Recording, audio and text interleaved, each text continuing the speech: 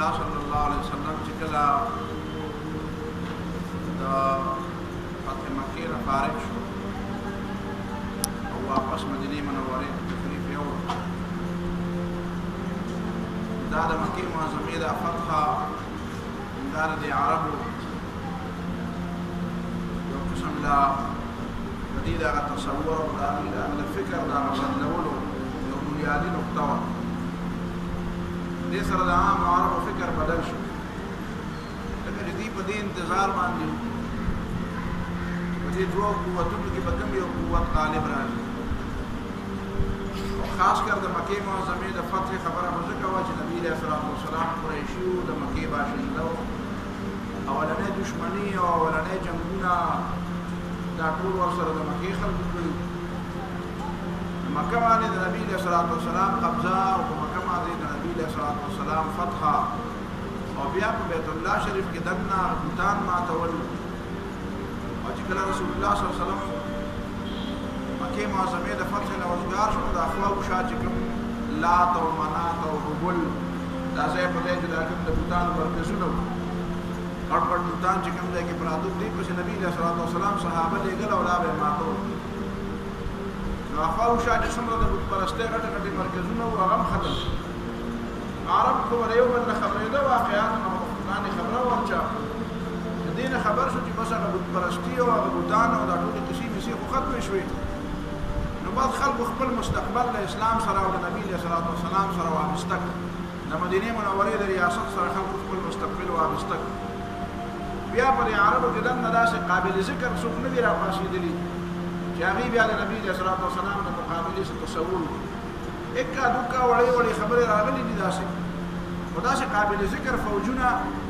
او داسې قوتونه چې هغوی دا تصور کړی چې یا به په مدینه حمله وکړو یا به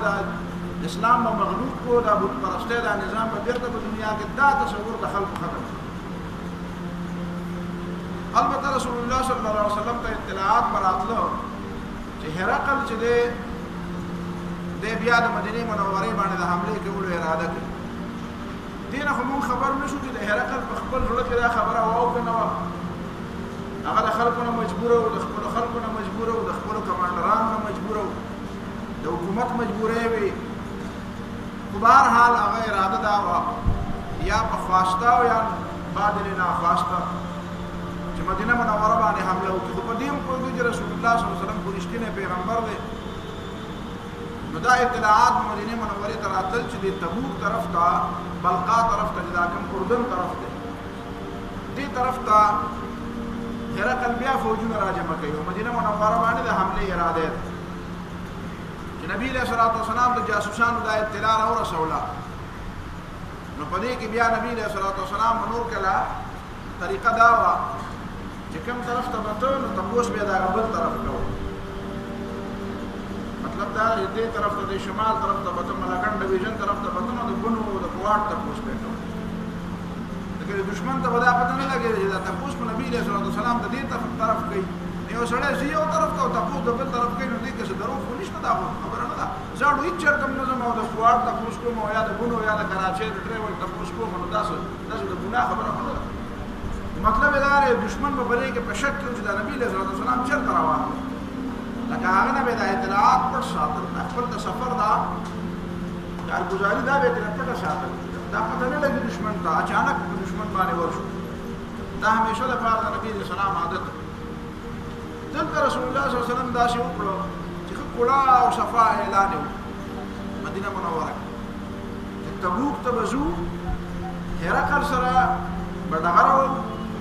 د روم د حکومت سره به ډغره و، او هېڅوک به پاتې کېږي نه، هېڅ چا دپاره هېڅ د پاتې کېدو څه ګنجایش نشته. او تمام خلک خپله تیاري وکړي.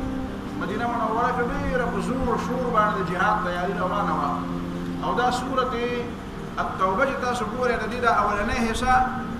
نه علاوه د اولنۍ حصه د دې چې دا د نهم کال باندې چې نبي علیه السلام حضرت ابوبکر صدیق د حاجیانو امیر مقرر کړ د تبوک د غزا نه بعد. نو هغه بیا دا ابتدایي آیتونه ورکړل چې ته لاړ شه او دا به ته د حاجیانو امیر شوې. هلته به دا دوه اعلانات وکړي. بیا وروسته حضرت علي رضی الله تعالی عنه ورپسې ولېږو دینه بعض خلکو دا غلط فهمي جوړه کړ چې نبی صلی الله علیه وسلم په ابو بکر صدیق باندې اعتماد نو ځینې روایتو کې د حضرت ابو بکر صدیق رضی الله تعالی عنہ مبارک هم راځي چې حضرت علی ته ویلي چې څه مطلب دی یعنی ځا امیر کته امیر حضرت علی رضی الله عنه ته ویلي چې امیر ته خو اعلان مشترک وکړو ځکه دې کې د معاهدو د ختمولو اعلان او د عربو عام عادت داو چې د معاهدې د ختمولو اعلان یا د خونبها د ختمولو اعلان یا د مالی معاملاتو اعلان دا به د سړی یا په خپله کوي یا به د خاندان یو سړی کوي ابو بکر صدیق رضی الله عنه د نبی علیه الصلوۃ والسلام د خاندان نه دی دې وجه نه ورته وی چې په دې نهم کال په دې حج کې امیر خو ابو بکر صدیق رضی الله تعالی عنہ وی خدا اعلان چې کومو قبیلو سره زمونږ معاهدې دي نو هغه قبیلې مختلف قسمونه دي ځینې هغه دي چې هغې سره معاهدې ختمې شوي ځینې هغه دي چې هغې سره معاهدې ختمېدو کې 4 میاشتې یا د 4 میاشتو نه کم وخت پاتې دي نو دې ته یې ویل چې تاسو 4 میاشتې فسیحو فی الارض 4 اشهر 4 میاشتې تاسو ته انتظار دی یا مسلمانان شئ او یا د دې جزیرة العرب نه وځئ البته د 4 میاشتو نه زیاتې معاهدې د چا سره دي نو هغې کې 2 قسمه خلک یو قسم خلک پکې هغه چې هغې چېرته معاهده ماته کړې نه وه إلا الذين عاهدتم عند المسجد الحرام فما استقاموا لكم فاستقيموا لهم إن الله يحب المتقين هغې کې داسې معاهدو والو چې هغې چېرته معاهدې خلاف ورزي کړې نه وه نو هغې ته یې ویل چې بس د څو پورې چې د څو معاهدې پاتې لکه یو قبیله پکې غالبا د بنو خزاعه قبیله وه چې په هغې کې 9 میاشتې معاهده پاتې وه نو هغې ته یې ویل چې بس د هغه پورې به تاسو څو پورې چې ستاسو د معاهدې میعاد دی هغه پورې تاسو ته وخت شته د دې نه علاوه باقي خلکو لپاره 4 میاشتې ټیم دی دې 4 میاشتو کې دننه یا به مسلمانېږي او یا به د مدینې د مکې معظمې د حدودو نه او د حجاز د حدودو نه بار ته وځي بس دا د اسلام مرکز شو او د اسلام کور شو دا د اسلام پر کور کې دننه بل مسلمان نه بغیر بل څوک مستقل نه اوسي دا اعلانات د اعلاناتو لپاره بیا نبی علیه الصلاۃ والسلام حضرت علی رضی الله تعالی عنہ څخه ولیکو چې دا د عربو عام عادت او چې هغې د چا د طرف نه چې به اعلان وکړو یا به په خپله اعلان کړو یا به د هغه د خاندان سره اعلان کړو د بل چا په خولې باندې اعتماد نه نور امیر الحاج چې دی د حاجیانو مشر هغه ابو بکر صدیق رضی الله تعالی عنه نو د سورة التوبې د اولنۍ حصه به د هغې سره متعلق ده براءة من الله ورسوله إلى الذين عاهدتم من المشركين فسيحوا في الأرض 4 أشهر لیکن د دې سورة التوبې دا 2مه حصه او دا 3مه حصه دویمه حصه بیا د غزوه تبوک د تیاری لپاره ده دویمه حصه د غزوه تبوک داسې خطبې په دې سورت التوبه کې الله تعالی مستقل نازل کړي دي چې هغې به د وینې نه بالکل جوش ورکړو دا خلک به یې راپاڅول بالکل په دې مدینه منوره کې داسې یوه فضا جوړه وه چې په هر کور کې د بازار په هر ګوټ کې په هر ځای کې هر 2 کسان چې به ودرېدل نو به د تبوک د غزا د تیاری خبرې به یې کولې هلکه څنګه چل دی وکړو ځانله د څاروی واغسته اوښه دې واغسته اس دې واغسته که نه توره دې واغسته که نه ډال دې واغست که نه غشي دې جمع کړه که نه د سفر سامان دې جمع کړه که نه بس همدا خبرې به کېدې دا عمیر ابن سعد نه دی عمیر نوم دی دا عمیر د جولاس زوی دی جولاس د ده پلندر پلار دی یعنې د مور خاوند دی یو ځل کور کې ناست دی کشر ماشوم دی دا عمیر د پلار ته وایي چې پلاره دا د پلار مړ دی او دا مور دی جولاس هغه دا جولاس منافق دی د عمر دا د عمر ماشوم دی ته پته نشته و چې بابا دا ټول خلک د جهاد د تیاری خبرې کوي په هر کور کې په هر بازار کې په هر ځای کې 2-4 کسه چې میلاویږي بس جهاد او جهاد دی تیاری او تیاری ده خریداري ده تیاری ده د سفر یو جذبه ده ستا نه خو زه خبرې نه اورم ته په کور کې هم څه غږ نه کوې بار نه څه راوړې نه څه اخلې نه څه خرڅې نه څه تیاري کوې نه څه مونږ ته څه په کور کې څه کیسې میسې کوې هر پلار په کور کې بچو ته د جذباتو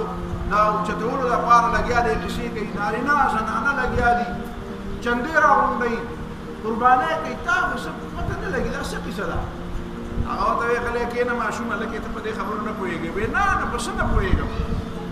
دا پیغمبر علیه السلام دا قرآن آیاتونه چې راځي دا سورة توبه چې نازله شوې ده دا چې لګیا دی نبي علیه السلام صحابه کرامو کې یو جوش او جذبه را پیدا کوي دا نبی علیه السلام صحابو ته اپیل کوي وایي چنده راغونډه کړئ پیسې راوړه او صحابه کرام لګیا دي د دنیا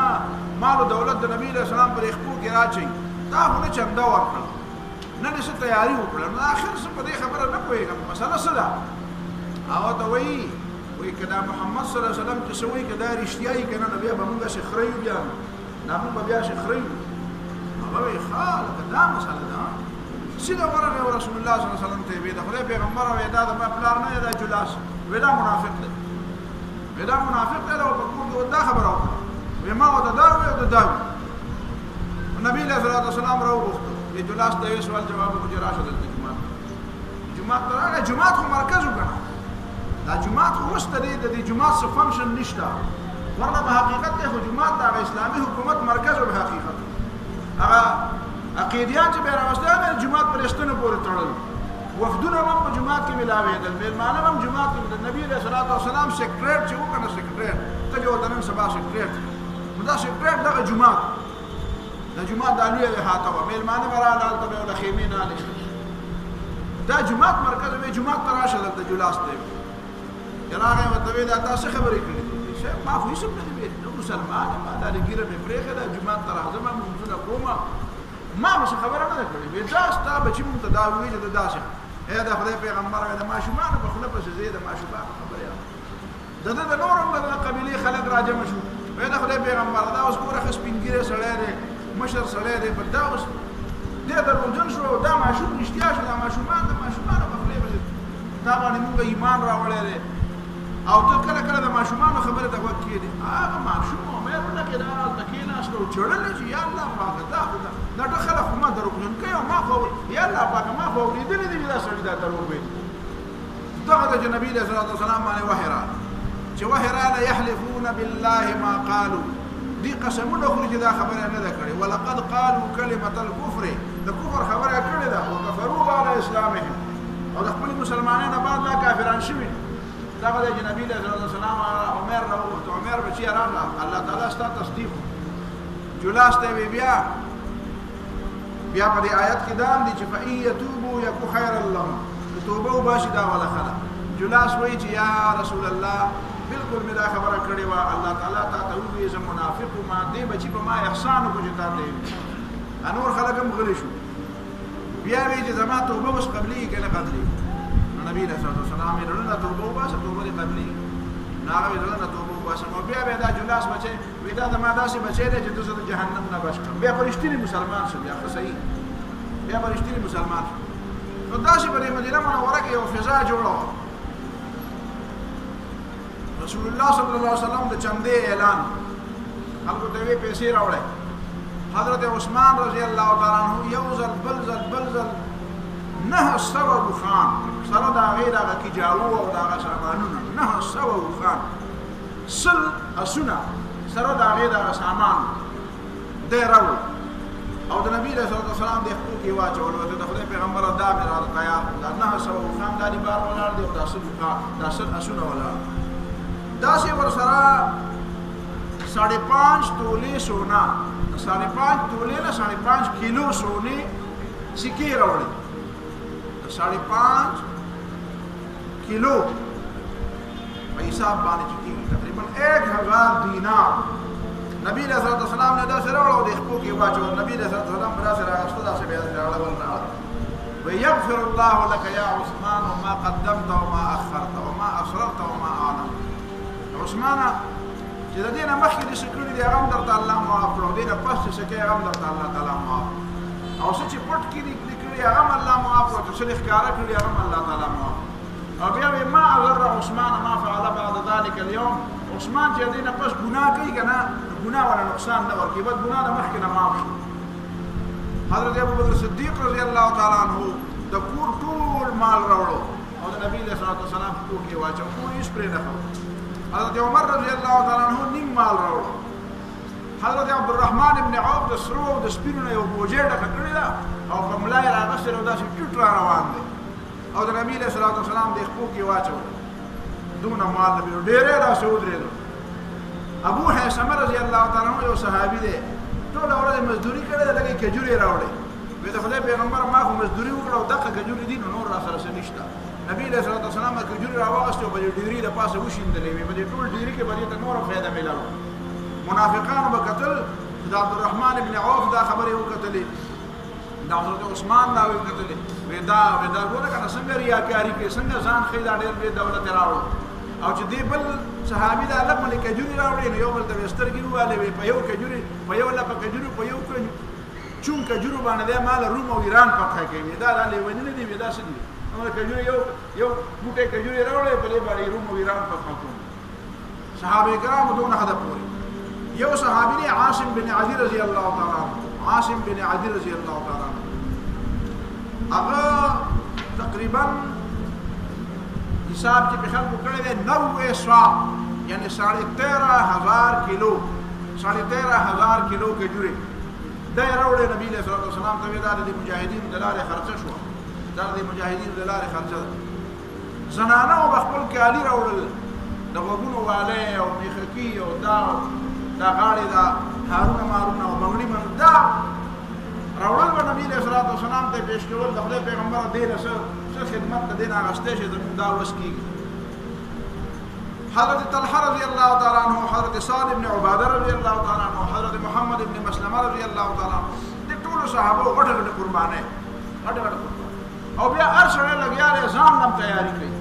دا څه خو اجتماعي تور باندې نبی له صلوات والسلام د خپل کې واچول چې په دې باندې نبی له صلوات والسلام انتظامات ورشي خپل انتظامات وکړو خپل انتظامات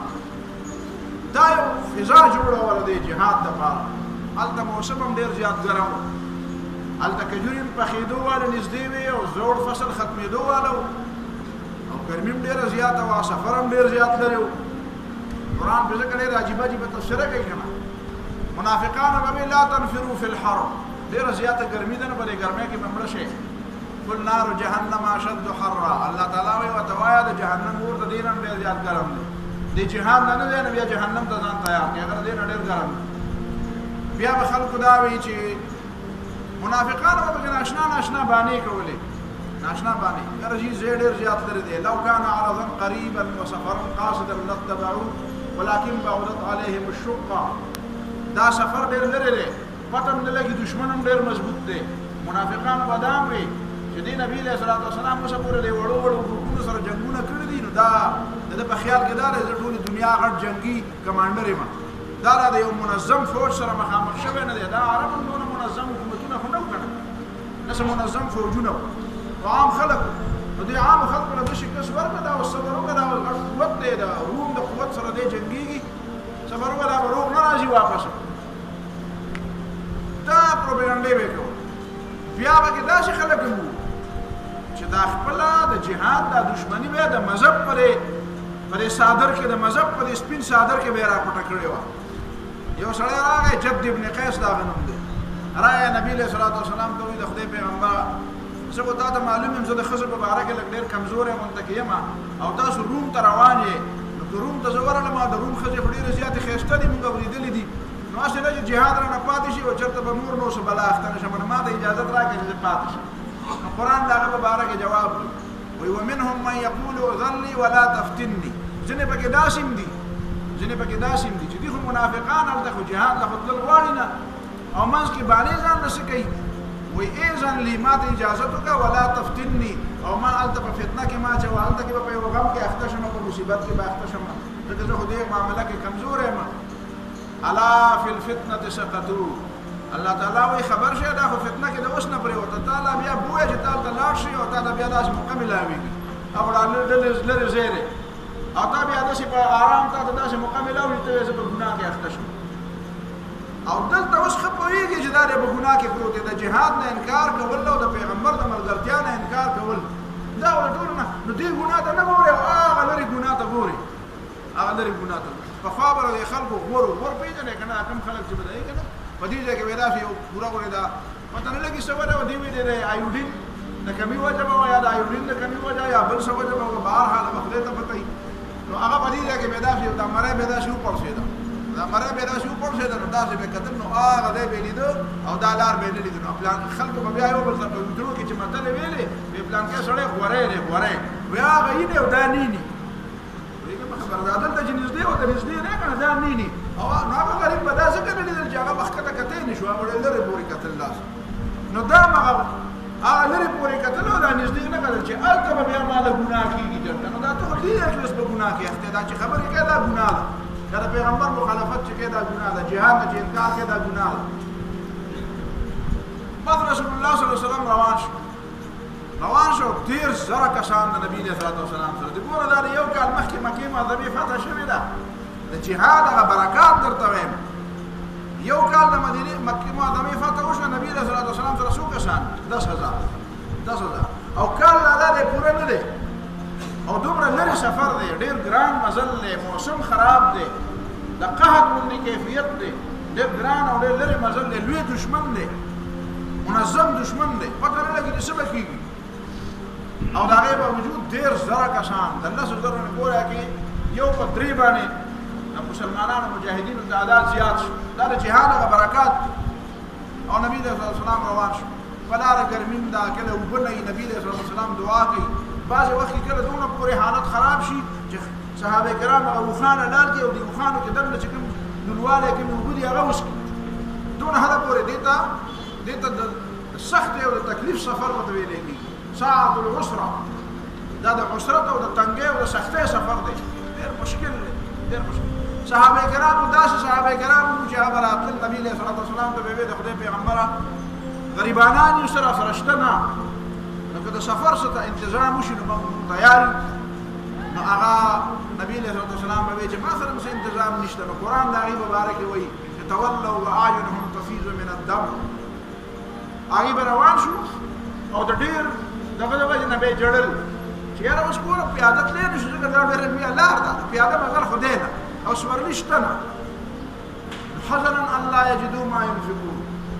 هغې به خفه وو چې اوس موږ سره دومره څه وی چې موږ سورلۍ انتظام ځان له کړی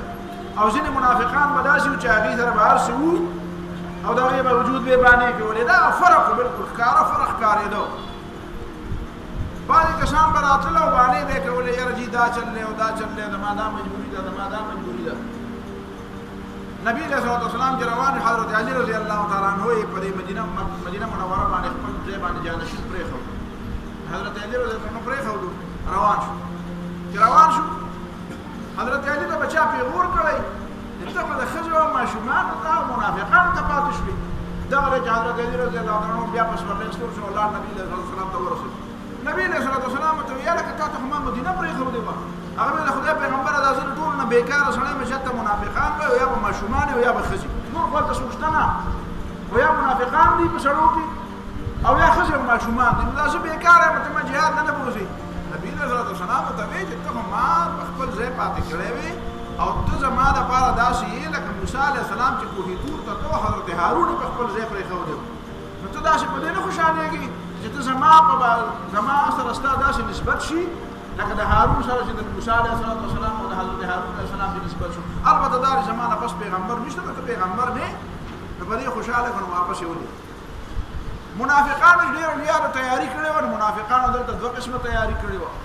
یو خو دا چې د جهاد خلاف ډېره زیاته پروپیګنډه شروع کړه یاره یو ځل به یې وي یاره جي نو دا خو دا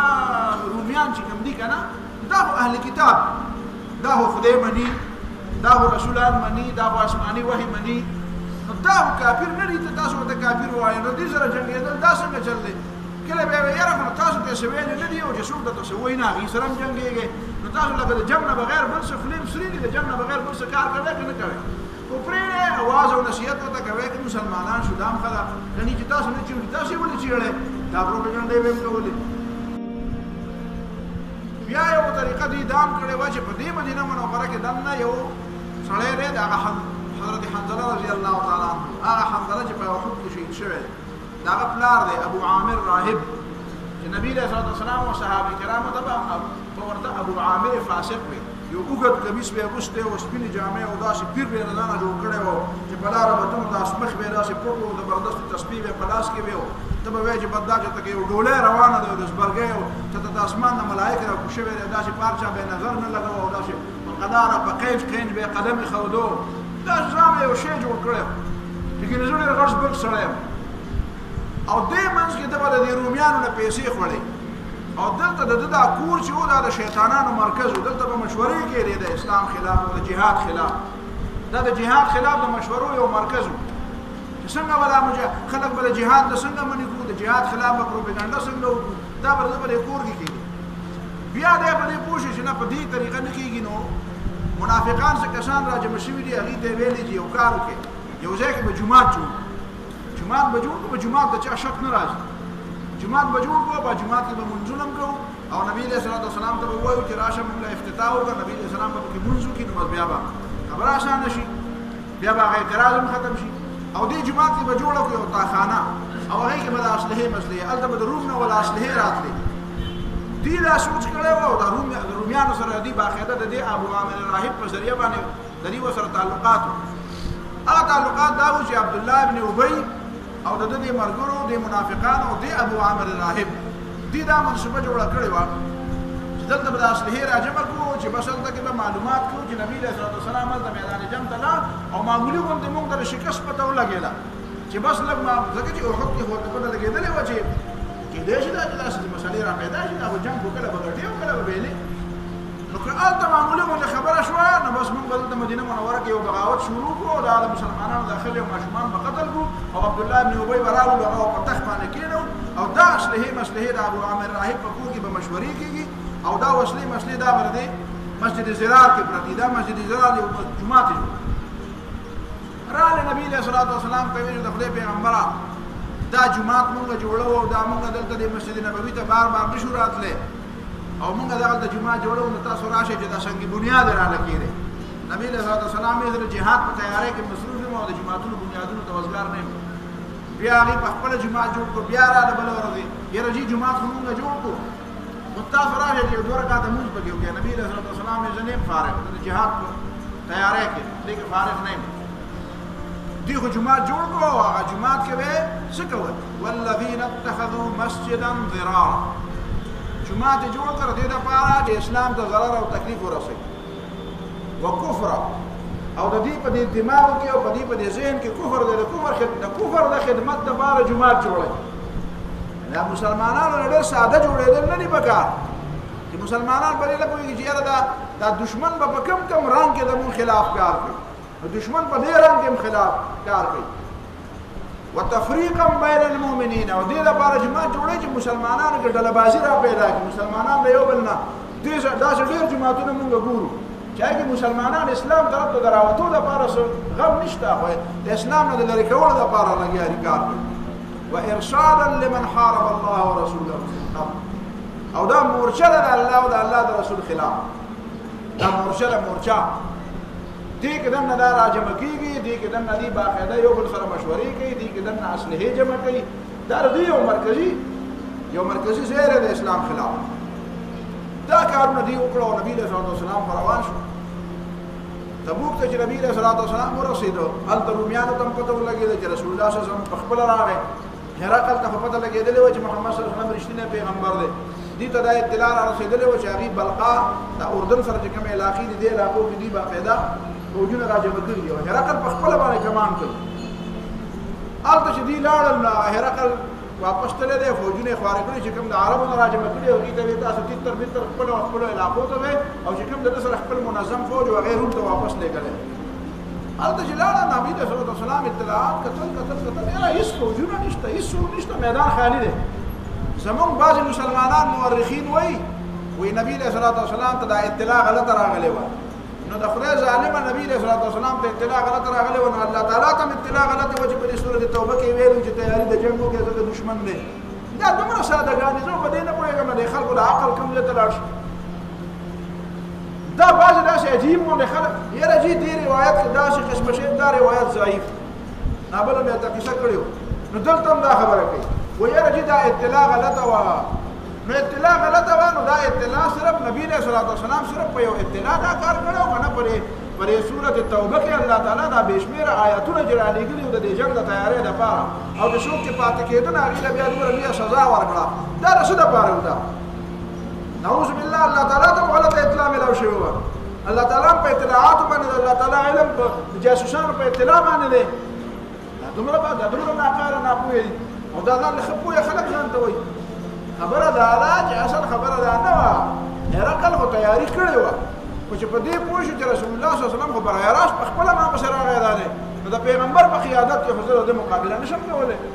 او تیر کال کتلی مو چې د حضرت خالد بن ولید په قیادت کې 3000 کسانو معلوم د فتح نه ومنځ د دوه کسانو نو دی واپس شو بیا رسول الله صلی الله علیه وسلم التفات شو او چې اخوا او شاکه من نوابه وي کله خیالي کنه یو ملک او بل ملک یو بل سره یو شي هغه کې د پرمانس کې به قبایل می نوابه می لکه ګوره کنه زموږ پر وطن کې دا اخوا د ریاستونو د اسوات ریاست او دیر ریاست او چترال ریاست او د ام دربن ریاست او دا ریاستونو دا هندستان کې په خوا د انګریزانو د زمانه کې د سلو 500 ریاستونو داسې د ریاستونو واړه نوابه وي نبی رسول الله صلی الله علیه وسلم ته شور ورځې پاتې شو او د خوا او شان نوابانو ته پیغامونه ولېږل چې څنګه چلې چا سره مامل اوس په ور خواغه د روميانو مرګري هغه براتله رسول الله صلی الله علیه وسلم ته ویل د خدای پیغمبر موږ استا مرګري نو دا د نبی رسول الله صلی الله علیه وسلم د ډېر خلکو سره تعلقات برابر شو او د نبی رسول الله صلی الله علیه وسلم د حکومت سرحد بالکل برای راست د روميانو د سرحد سره ولګي او نبی رسول الله صلی الله علیه وسلم شل ورځې بعد بیا واپس روان شو ټول په دې سفر کې 50 ورځې تیر شي نبی رسول الله صلی الله علیه وسلم چې واپس راغی د رمضان نمخ کې د ذی قعده کې داتلو بیا رمضان کې نبی رسول الله صلی الله علیه وسلم واپس راغی چې رسول الله صلی الله علیه وسلم واپس راتو نو مدینه منوره نه لا بار ده او کسان ولېګل ویلا شی ورغه جمعه قرآن هغه مسجد زرار ده چې مدینه منوره د دغه جدا روان کړي صحابه کرام راغله هغه جمعه قرآن کو او هغه کې چې کوم هغه سامان مامانو او دیوالونه میوالونه ولخت راواچول او دې په ور لګول بیا رسول الله صلی الله علیه وسلم چې مدینه منوره ته راتله د دینه مخکې درې صحابه کرام دي هغه د نبی صلی الله علیه وسلم نه پاتې شوي دي منافقان هم پاتې شوي دي خو درې پکې مخلص صحابه دي هغه پاتې شوي دي یو حضرت کعب ابن مالک یو هلال ابن امیه دی یو مراره بن ربیع دا کې حضرت کعب خپل قصه ډیره وګړو بیان کړې په سورې بخاری کې بیا ګوره هغه وایي چې ما حالات بالکل ټیکو زه په هیڅ حالت کې دومره خوشحاله نه وم مالدار نه وم لکه په دغه وخت کې هیڅ مشکل راته نه و او جهاد ته مې د تلو اراده هم وه خو ما وایي چې بد نبي علیه الصلاة والسلام روان شي زه به روان شم بیا اخر کې نبي علیه الصلاة والسلام روان شم ما وایي ما سره داسې تیز رفتارې وښې دي چې نبی علیه الصلاة والسلام به زه سبا لاندې کړم سبا مې وایي یاره بله ورځ به لاړ شم بله ورځ مې وایي بله ورځ به لاړ شم زه خو رسېدی شم اخر چې معلومات مې کول نبی علیه الصلاة والسلام ډېر لرې تللی و او زه بیا یوازې د تلو نه وم بس بیا براته ځان براته منافق ښکارېده چې رالم په جومات کې یا به په کور کې کورونو کې ماشومان په کورونو کې به ښځې وې او یا به منافقان ما ته خو ځان داسې ښکارېده چې ته خدای راضي مه ګناه وکړه بیا چې خبر شوم چې دوه کسان نور دي د نبي علیه السلام صحابه هغې نه هم دا غلطي شوې ده وایي ما وایي زه خو یوازې نه نو دوه درې کسان خو د نور ملګري شته رسول الله صلی الله علیه وسلم چې واپس راغی دا منافقان راځي او یو ورته وایي زما دا عذر او بل وایي زما دا عذر یعتذرون الیکم یو لسمه پاره سره شروع شوه یعتذرون الیکم اذا رجعتم الیهم چې کله تاسو واپس راشئ نو دې په باندې شروع قل لا تعتذروا وتوای باندې مکوي لن نؤمن لكم من در باندې اعتماد نکوو ځکه چې قد نبأنا الله من اخباركم الله متفتح لګول الله تعالی متویل تاسو منافقان تاسو زړه کې جهاد ترڅو اراده نه و بیا براتله دا منافقان نبی صلی الله علیه وسلم ورته ځه ورکیږي حضرت کعب رضی الله تعالی عنہ وجزر احکار شو نبی صلی الله علیه وسلم راته مسکیش دا سره ته خاندل هغه د خندا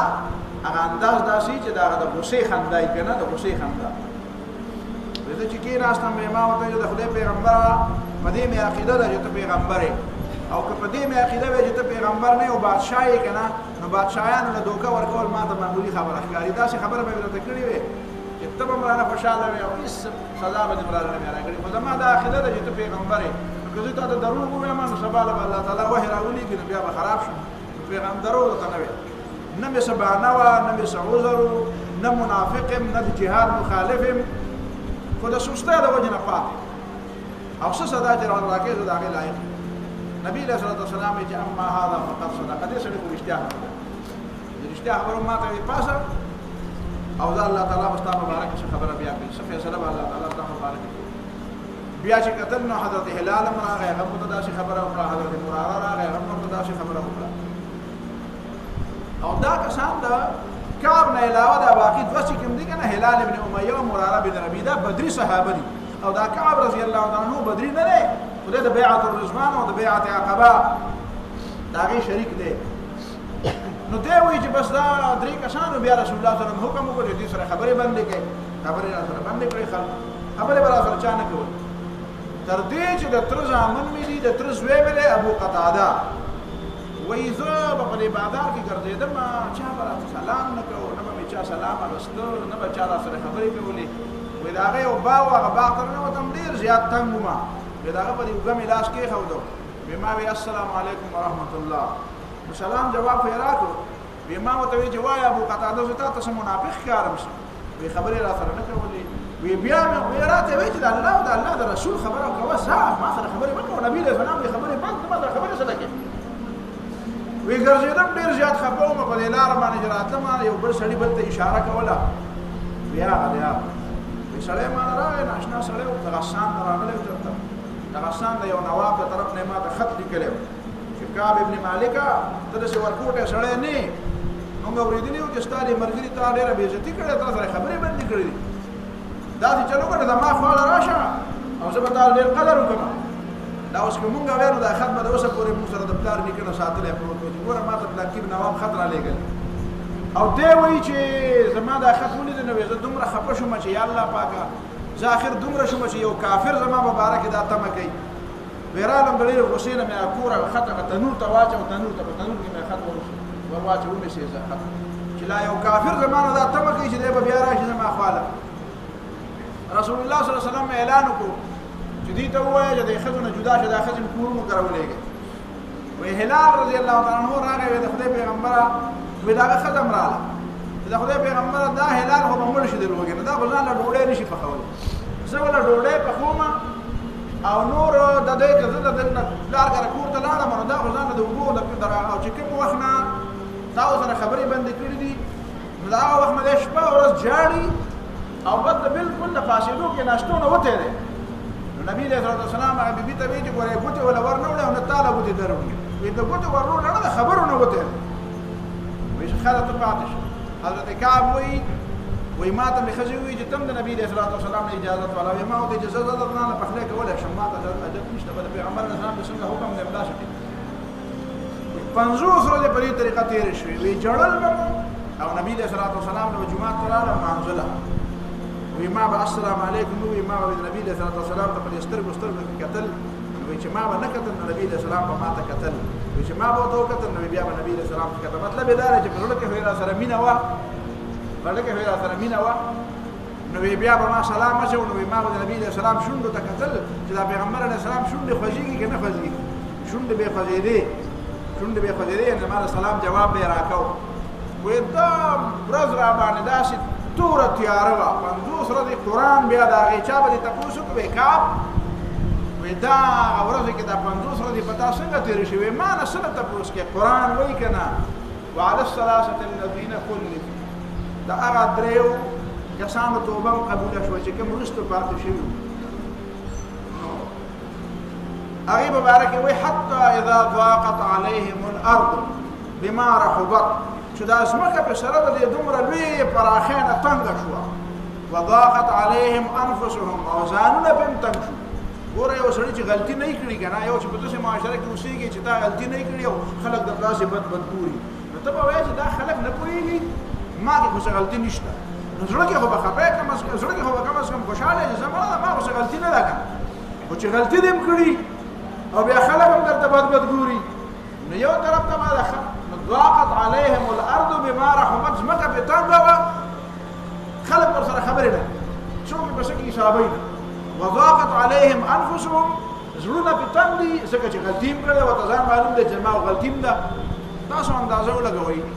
صحابه کرامو قدر او قیمت چې څوک پېژني نو بیا دې داسې ځایونه وایي یو طرف ته دا صحابي دی دا ایمان یې په دې زړه کې څنګه دننه ننوتی دی چې پیغمبر ورسره خبرې نه کوي رور ورسره خبرې نه کوي دوست ورسره خبرې نه کوي په معاشره کې بالکل د معاشره یا د صحابو معاشره ده هسې داسې زمونږ او ستاسو معاشره نه ده مونږ په دې لاره ځو السلام علیکم ووایو نو ځینې سړی رسې وګوري دی پکې راته راغلی السلام علیکم چې یو 8 کاله مخکې دلته رالو ما خپل بچو ته وایي بچی د څوک مخې له لالو سلام به کوې دا ما بچي به مې راله ابو وایي مونږ خو ته سلام وایو خلک راته بد داسې خیر دی به وجود السلام علیکم وایي داسې معاشره نه وه داسې معاشره ولې صحابه انما المؤمنون اخوة نامه د یو بل نه زارېده د مینې او د محبت یو انتها وه داسې معاشره کې چې بیا اقدم ورسره خبرې بندې شي نو دا خو سړی داسې شو نه که چې بلکل حدیث قرآن وایي که نه وضاقت علیهم الارض بما رحبت وظنوا ان لا ملجأ من الله الا الیه د دې دا یقین راغی چې د الله نه بغیر خو د پناه بل ځای نشته ثم تاب عليهم بیا الله تعالی دې توبه قبول کړي وې د قرآن نه تاسو کې چې قرآن څنګه خبره کوي د مبارک نو دا حضرت کعب وایي چې نبی علیہ الصلوۃ والسلام سره مې د سلام منځکو لره لاړه ما تخپلې کوټې په سر ناسوما باندې کې دوه کسان رامنډې کړي ایو په اسمان رامنډې وایي او بل راته دا غوښنه څه شی را گزار کړو چې کړه چې کعب مبارک شه توبه قبول شوه وی ما چې کومه جامع واغوستې وې زر مې د بل چا نه جامع را واغوستې او واغوستې جامع مې هغه په زیری کې ورکړې دا والا خوستا زیره ویرانم رسول الله صلی الله علیه وسلم ته وی د خدای پیغمبر توبه مې قبول شوه چې او نبی صلی الله علیه وسلم را سره پاسې داسې صادره راکو او به په کې راوړي ولا بیا وی صحابه یو راځي هغه صحابه چې ما سره خبره نه کولې چې الله تعالی طرف نه اجازه راغې ایو صحابي راځي او دا مبارکي را راکې دا مبارکي را راکې او داسې د خوشاله ویره د اسلام باندې په ایمان باندې چې څومره خوشاله و کنه وې دما په دما د پاره د توبې د قبلېدو دغه ورځ به چې دا کوم الله تعالی آیاتونه راوړي چې دما د خوشاله کوم ورځ ویران نبی صلی الله علیه وسلم نه د خدای پیغمبر دا چې کوم زما دا مال او باغونه دي دا ټول تعالی مې درکړه په دا ځان نه پاتې کوم د دې د وجه نه خو زه پاتې شوی یم د جهاد نبی صلی الله علیه وسلم راته وی دا ځان سره وساته او خیر دې دا سبا د تزو باغ را نواغسته وې دا وستاله تر په ځامنو تقسیم نه خپل خپلوانو له ورکا بیا حضرت هلال او مراره او د دې ټول توبه قبول شو وعلى الصلاه الذين خلوا دا د تبوک د غزا د دې تبوک د غزا د وجنه په دې ټول عرب باندې یو زبردست اثر راغی چې ګوره رسول الله صلی الله علیه وسلم صرف د اطلاع په وجه باندې لاړو زبردست مقابله هغه ته ځان تیار کړ او د روم باندې یو بادشاہ خلکو ته د عربو کې پته ولګېده چې اوهو د روم بادشاہ د نبی صلی الله علیه وسلم سره د ډغرې نه مخ واړه وغلی خلک وایي د روم بادشاہ ډېر لوی هغه ډېر لوی قوت دی په دنیا کې او د نبی صلی الله علیه وسلم د مقابلې نه هغه مخ واړه واپس شو مقابلې له رانغی دې سره پر ټولو عربو باندې یو زبردست د اسلام یو زبردست روپ پرېوت او دنیا خلکو ته پته چې څوک مسلمانان نه وو هغه تم پته ولګیدا چې باس دینه بعد ورې د کفر د پاره د سر د وشتول بیا په جزیره العرب کې سم مقنش نه بعد د پرسته انتها لاړه خبره ختمه شو لاړه د بوتانو دور ختم شو دا ورځ کې بیا نږدې وخت کې عبد الله بن ابي لاړه د دنیا نه مردار لا رسول الله صلی الله علیه وسلم دا جنازې له حضرت عمر رضی الله عنه جنازې له ونځي نبی صلی الله علیه وسلم جنازه او خپل کمیس ولا ورکو خپل کمیس کې نبی صلی الله علیه وسلم ته کمیس ورواو دا جهنم عذاب زما د کمیس د وجه نه نه لري کیږي خدا ځکه چې د ما سره یو احسان کړو چې حضرت عباس له کمیس ورکړل او بیا د قران آیات راغی چې ان تستغفر لهم 70 مره ولا تصلي على احد منهم مات ابدا ولا تقم على قبره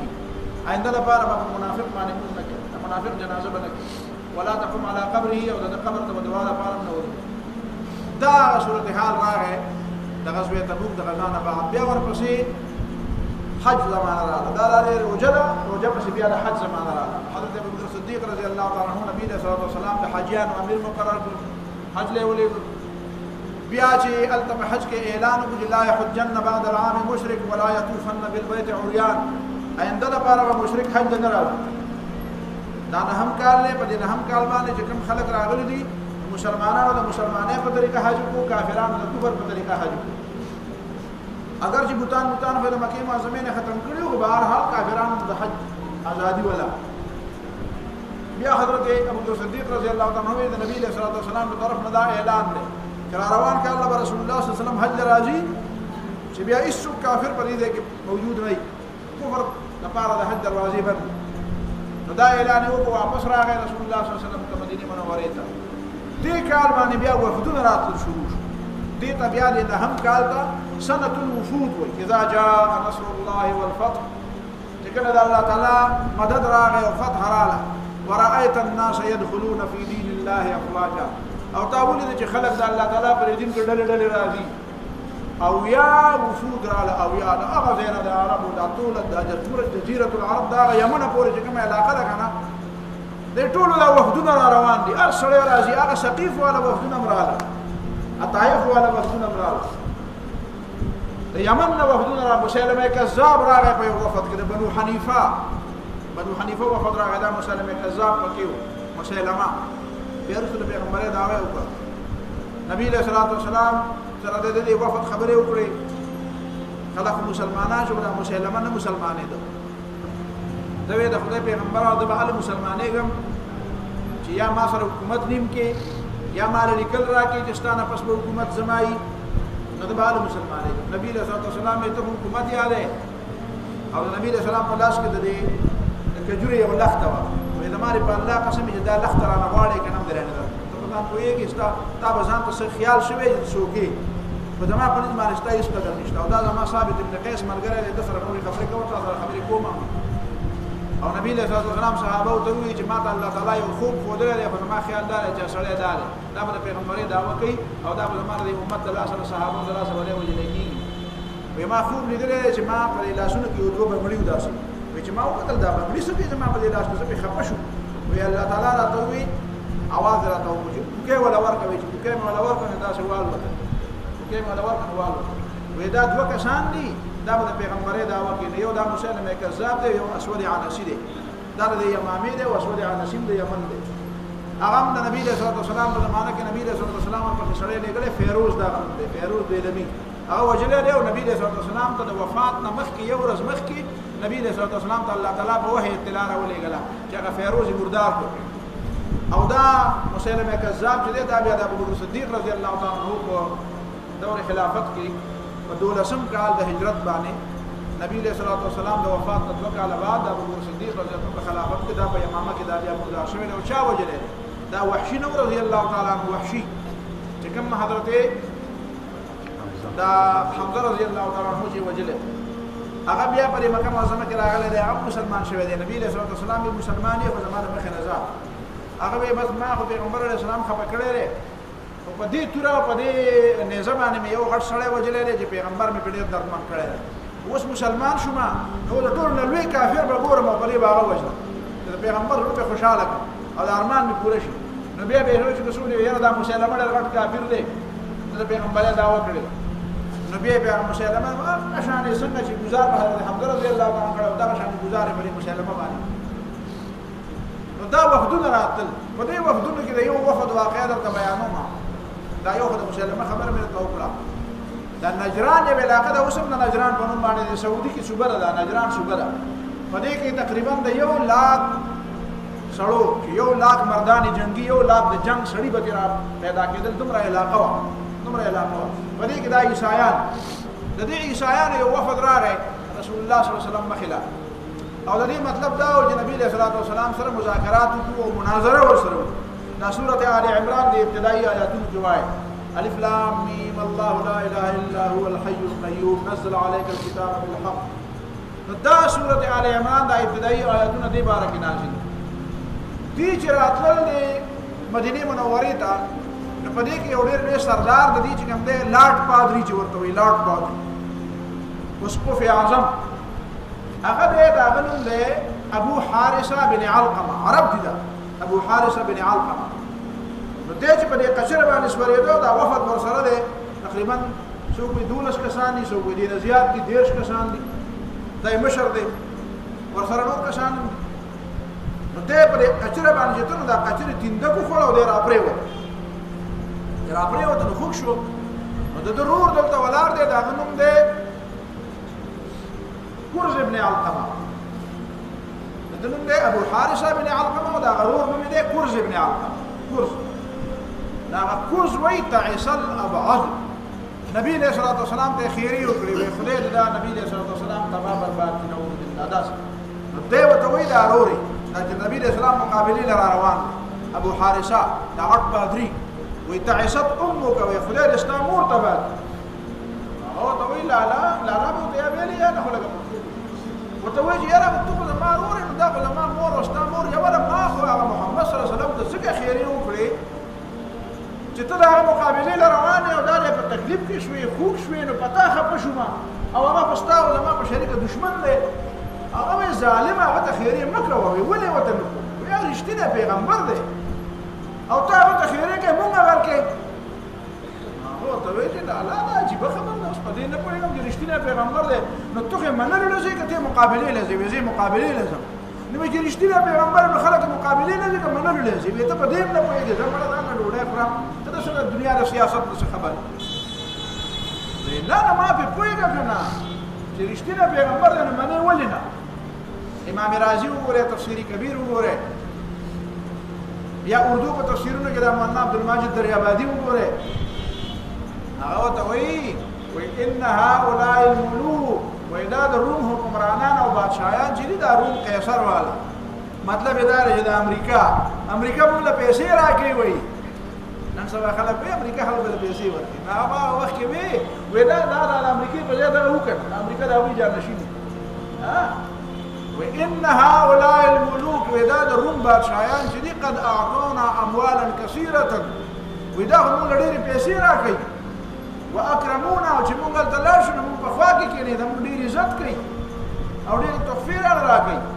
فلو آمنا بمحمد صلى الله عليه وسلم که موږ په محمد صلی الله علیه وسلم باندې ایمان راوړو نو لأخذوا منا كل هذه الأشياء بیا خو به رانه د هر څه والي بیا خو موږ له اسم نه راکوي نو دنیا کې چې اوسېږي پسې خو به کښېنو چې محمد صلی الله علیه وسلم سره ملګری شو نو څه به پیاده به ګرځی وږي خېټه باندې ما خوا منډې وې او دې خوا به منډې وې دې سره شو او هغوی خو موږ هر څه راکوي نو دا ابو حارثه ته د هغو وایي ښه لکه مسله دا ده نو پته ولګېده نو ستا مسله خو دا نه ده ما مسله خو دا نه ده زه چې ته واپس راځې نو زه به بیا به ګورو دی چې واپس راځه بیا نو هغه بل په بل طرف باندې راغی نبي علیه صلات وسلام ته دا قسم وکړلو ورته لاړ مسلمان د خدای پیغمبر اورور چې متا راغلی وي هغه پړ کې دا نبی له صلوات والسلام په جماعت تاسو پته هغه چې راغله نبی له صلوات والسلام سره مناظره شروع باسونه شروع خپل پیغمبر د عیسی علیه السلام چې بدارو جوړول او دا وړاندې به جوړول نو ولدا خدای نه وسو خدای نه بغیر وړاندې شو جوړول شي او دا چې وتا ته وی چې تا په کور کې دا پراتی دی او نن دې دال پخ کړی او نن دې پکوړې پخ کړی دونه دی وخړو دونه دې پاتې کړ دا به وی الله تعالی دا غي جواب کوي چې دا به اذن الله مرغه به جوړ کړه پای کې به پوکې وکړو ویني مرغه به ته جوړ کړه دا بالوتا ودا د خدای کار نه دی نبی رسول الله صلی الله علیه وسلم دا معجزه ده دا خدای الله تعالی په وینا دا کار کړو نور هغه مریم حضرت مریم زوی دی حضرت مریم په خېټه کې پیدا شوی دی بیا پیدا شوی دی بیا دا غي په خورلې دی بیا لوی دی بیا ډوډۍ خوړه او بیس کړي پیدایش معلوم دی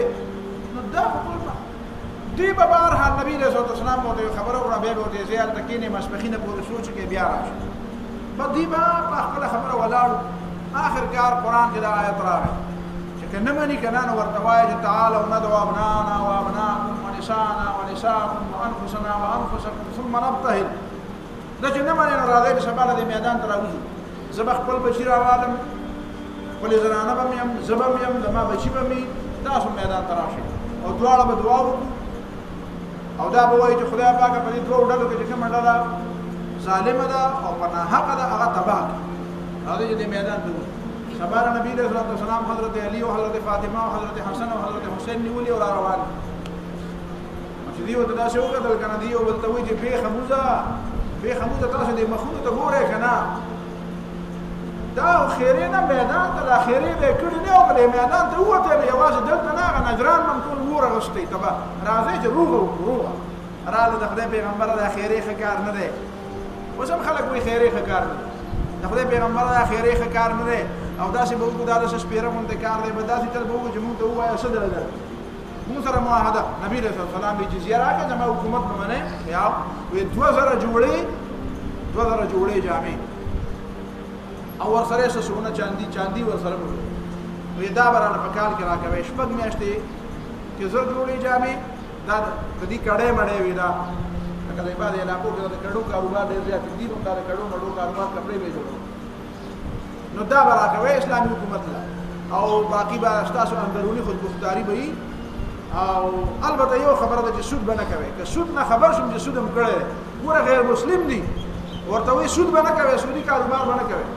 نو درنه خبر شوم چې سود هم کړی دی نو بیا هم خیر نشته بیا معاهده ماته باندې باندې نبی صلی الله علیه وسلم معاهده وکړه الله دا بیا دی د نجران د علاقه بیا رستو دی بیا مسلمانان شوي دي نو بهر حال دا یو خبره بنیادی شو چې د سنة الوفود په دې کال کې دا وفدونه ډېر زیات راغلل او دا څومره وفدونه چې براتل نبی صلی الله علیه وسلم سره د مسلمانۍ اعلان کړ او آخر کار بیا هغه حالت را پیدا شو چې رسول الله صلی الله علیه وسلم حجۃ الوداع ته لاړ د حجۃ الوداع په سبب بیا